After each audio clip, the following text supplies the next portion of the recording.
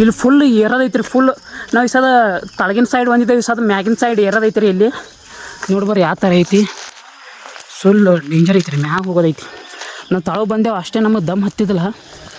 ಈಗ ಫುಲ್ ದಮ್ ಹತ್ತತ್ತು ಅನ್ಸುತ್ತಾ. ಓಡ್ಕೊತಗೊಂಬರ್ರಿ ಅವ್ರ ಬಳಿ.